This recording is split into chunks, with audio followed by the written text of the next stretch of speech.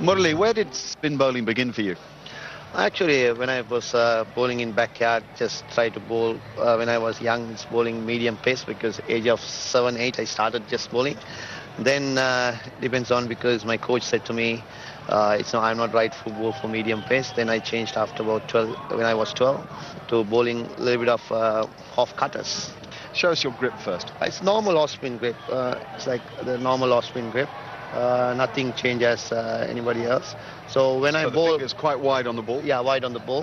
What do you do with your thumb? Leave it loose? No, thumb has to be very loose. Yep. Because it doesn't touch the ball because it's easy to spin.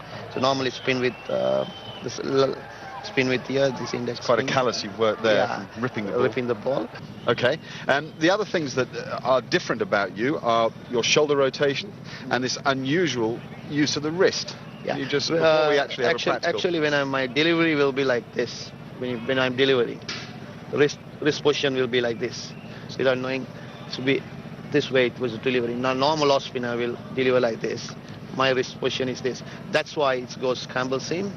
Okay. Ball delivers from here. So it's almost coming out of the back of the hand, almost like a wrist spinner would release. Yeah. And what about the shoulder rotation? You've got quite an unusual shoulder rotation. Actually, for the off spin, it's a normal shoulder rotation. But when it comes to doosra, what I do is I take the little bit, float it from here, take the rotation from. So you're rotating the shoulder this way rather than that way. That way.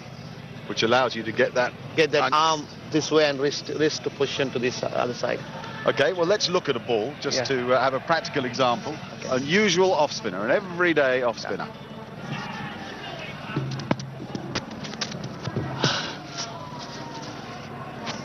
Okay, so that was an orthodox off spinner. Yeah. What happened with it? Just give us the bowling action here at the crease. Just explain that motion and delivery. Yeah, always when I bowl, my action has to be perfect because always land in the front foot and get a good follow through. And before you bowling, and always I just get the arm a little bit higher. Yeah. So when it's come higher, then you go higher up. Right. And then the ball gets dip a lot. Okay. Just coming here. When I come to here, I just lift it like this. Yeah. So then only delivers. So you're looking to bowl up. Up always. Up. From higher to lower. And little bit potentially. Dip. Yeah. Okay. In the actual release of the ball, just give us that slow-mo again if you can. The actual release of the ball, just show us how the ball's coming out of the hand then. We'll try to slow it down. Okay, so that's the orthodox off break. Off break, yeah. Okay, yeah. Now let's see a doosra.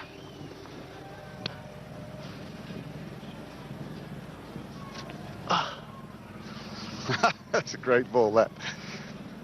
Now, the first thing I heard here was a lot more effort. I heard a little grunt, and I felt more energy through the crease.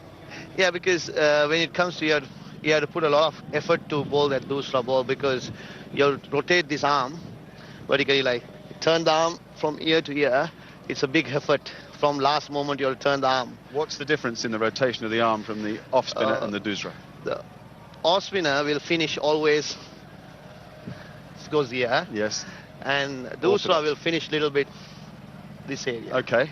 So this is that rotation that we spoke about, this unusual shoulder rotation that is part of your build, your physique. And the wrist also, in the doosra, wrist also a little bit has to flick it a little bit other side.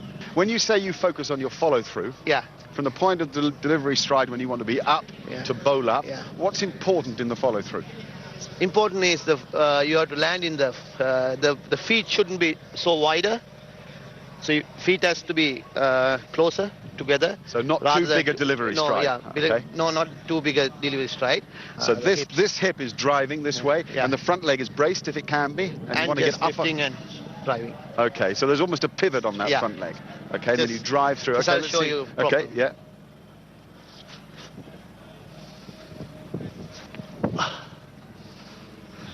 Okay, there's a lot in that. You can see a lot of energy through the crease, and this is just in a practice situation. You've got quite a long approach to the crease. We've noticed with Shane Warne over the years a very short, measured approach where he begins by walking and then gathers himself, whereas you like to get a skip going to the wicket. Is that a momentum? It's nice and slow and a little bit long run-up.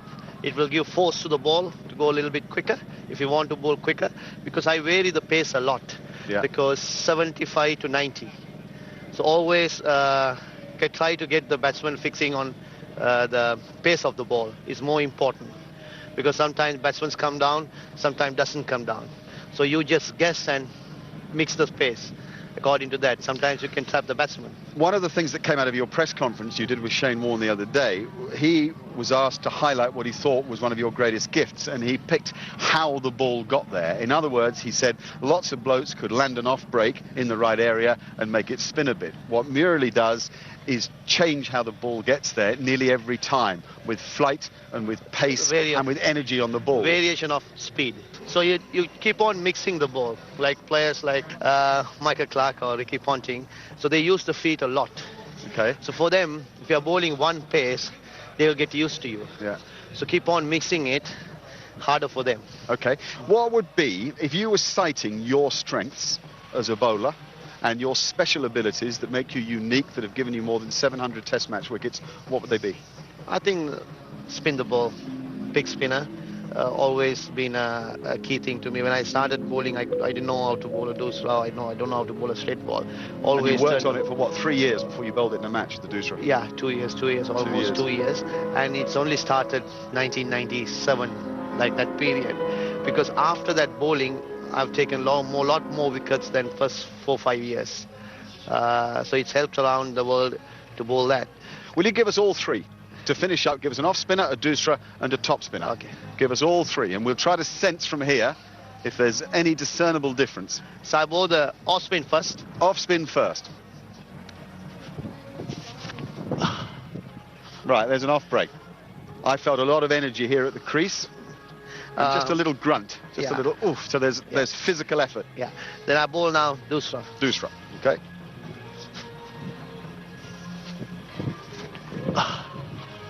Fantastic amount of spin. We're on a pretty soggy bit of the outer here, just off the square.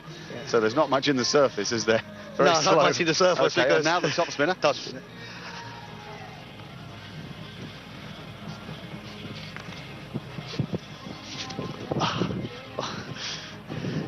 That was higher.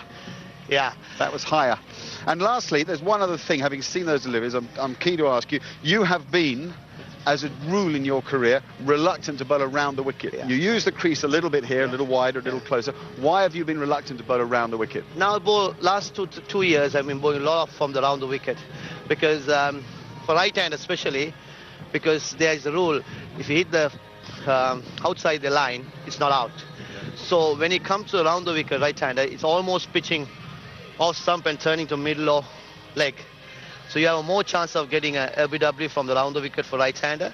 And plus, the doosra is more effective because if the person who doesn't know which way the ball is going, so you have to play every ball. Do you feel complete as a bowler, or do you think you can still add things to your armoury? I think no one will be complete as a bowler because we all try hard. Thank you very much for giving us your time. It remains a great joy to watch you bowl.